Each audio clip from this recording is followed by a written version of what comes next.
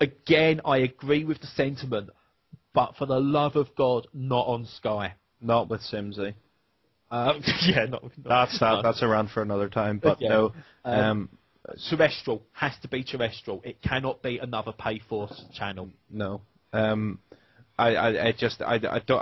potentially I think could be interesting would be not so much NHL coverage, but obviously there's players that maybe in our league that have played maybe 1-2 games at the NHL. There's of course exceptions where there are players like Theo Fleury, who played seasons, but perhaps even maybe in each episode do a bit of a focus on a player and a little bit about their kind of time in the NHL or something like that, basically name dropping the NHL, and people will go, ooh, the NHL, what's this, Yeah. But I don't think that they could. Again, I agree with the sentiment, and you're certainly hitting the right target audience, but I don't think that they could.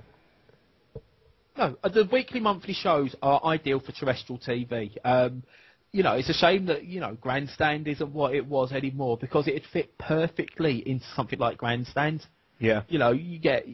People would watch it, and for, again, American listeners, Grandstand was a sports program that used to be on one of our premier terrestrial channels, BBC One, and it ran from early morning on a Saturday till tea time on a Saturday. It'd have, between 3 and 5, it was just the football scores, on the video printer and stuff like that, but it ran, and they covered everything on there that they had their rights to, and something like that would have been perfect to fit in, a small weekly roundup of the hockey. Now, as I said, with things are a weekly or even daily or weekly magazine show, ideal.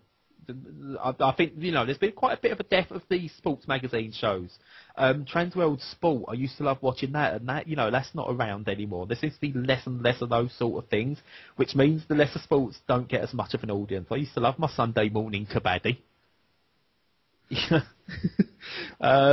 But he then goes on to say, do you think Sky should look into teaming up with American broadcasters other than ESPN, for example, or maybe Fox, someone to show live games? Again, yes, that I actually do agree with. If it can get coverage on something like Sky Sports, as long as it's not taking it away completely from ESPN, who for as much as I will complain about them, do a good job of promoting American sport in this country. Maybe not hockey as much, but the others, they do a fantastic job. Yes, why not show some more broadcast? The problem is the international rights are not owned by Sky. They're actually owned by other companies who then give them or sell them to Sky or to ESPN. So it's not a decision Sky can make. They would have to bid for that. Yeah. But I would like, as you said, Chris mentioned Fox. I would actually like to see the option as a user for me to get access to Fox Sports. And that's split into, Fox Sports Detroit, Fox Sports Ohio, that sort of thing, to get access to those myself. And I'd much rather see something like that than someone like Sky, taking it all and monopolising it. But again, the ideas are there, and I'm liking the ideas, and it's definitely something that's viable. Yeah, it's certainly viable. I don't know. I get so frustrated when I think about all these things, because there's so many different avenues that the NHL could take and choose not to for various different reasons, and there's probably an element of it where they've got their hands tied, but there's many things that could be done. Next week, I think we're going to do perhaps a bit of a roundup of maybe teams' needs and what free agents are left. So, obviously we're hoping that it's maybe a bit of a busier week next week. He's got one more bit. That's probably the way I pulled. I apologise. No worries. And he's put, could British and European clubs do more if there is a game that can be shown in, for example, a rink bar after that team has played in their own home match?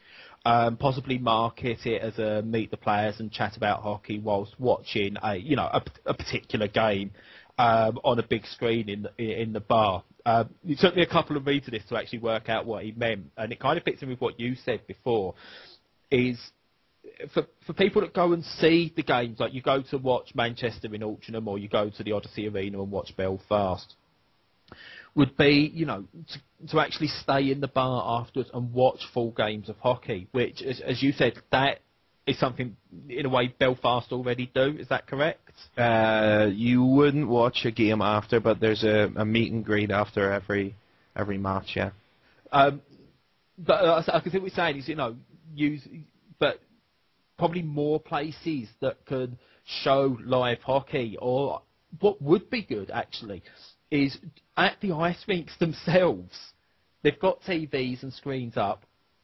Show hockey on your screens instead of showing, music channels constantly in the, the cafe areas and the bars on the screen. Show hockey. Yeah, even if it's older games. Yeah, because you get people. Not everyone goes to an ice rink because of hockey. Most people go to an ice rink because of Dancing with the Stars or whatever it's bloody called. To skate, and often be maybe like their dad or something's got to take them. They don't care about watching their daughter skate around and falling on the ice. But having it showing on the screens at the rinks, I think throughout the day would pique someone's interest. Even if you can get a couple of people a day to go, oh, this is interesting, and look into it. Of those 2 or 3 people, one of those might end up subscribing to a channel, or taking it further and buying the merchandise. And as I said, it all really stems back to that planting the seed, but giving people access to it once that seed is planted. But what I want from all you guys, and as I say, Chris, I thought touched a lot of right notes there. I'm sure you agree as well, Aaron. What I'd like from you guys is, what's your ideas? As fans of the sport, new or old, what would you like to see to be able to get more fans, especially this, from Europe? What can we do to get more fans interested and giving them access to it? Whether it's ways of doing it for free, or whether it's ways of doing it, that will, do cost money, but just more ways of getting fans into the sport. I'd love to hear your ideas, and send them in to pucksatp@gmail.com. Yeah, absolutely. Like I said a minute ago, we're planning to do maybe a bit of a roundup about teams' needs and what free agents are left, maybe some sort of rumours or trades that we could see happening, and hopefully we won't have to focus as much on that as we did on the British. Our view of the NHL TV situation this week, because obviously we'd ideally like it to be busier, because it's always exciting in the off season seeing teams make a move. But have you got anything else to add there, Brad? Or not for that. I suppose earlier today, as a little aside, Jimmy Howard appeared on Twitter. Right. Apparently it wasn't Jimmy Howard. I was one of quite a few people to get fooled by it. Found out quite soon enough, but I've been inundated now by people telling me that it's not Jimmy Howard, even sort of like hours after I worked out it wasn't. My Twitter is now full of people telling me that it's not Jimmy Howard. Oh dear. Which is a shame, because my little boy, he's a big fan of Jimmy Howard, so I was quite excited about that. So I'm a bit disappointed. Yeah, obviously you were just waiting for Jeff Skinner to come up on Twitter. I'm pretty sure Jeff Skinner's lawyers have probably told him that it's not worth the risk. Probably not. They've probably told you that they'll have to get an online restraining order against you instead of just a physical restraining order. Yeah. But I think that about rounds us up for this week then. Obviously, if you want to get in touch, you can get in touch with us at Twitter, and that's @PucksATP. You can. We've obviously been updating our site a lot more now. We've got a few new staff writers, so that's pucksatp.com. You can email in any questions, thoughts, criticisms, arguments, agreements, anything. Even just comment on Brad's lovely breasts, and that's pucksatp@gmail.com, as Brad said, and I think that about rounds us up. So if anyone is interested in writing for us, by the way, we're pretty open to taking people on board. We're not above ourselves. If anyone's looking for an outlet, drop us a line. If we like what you can do, then we'll gladly add you to the team. So catch us at our email address and let us know. Sure. And the other thing as well is just do us a massive favour and tell your hockey friends about us.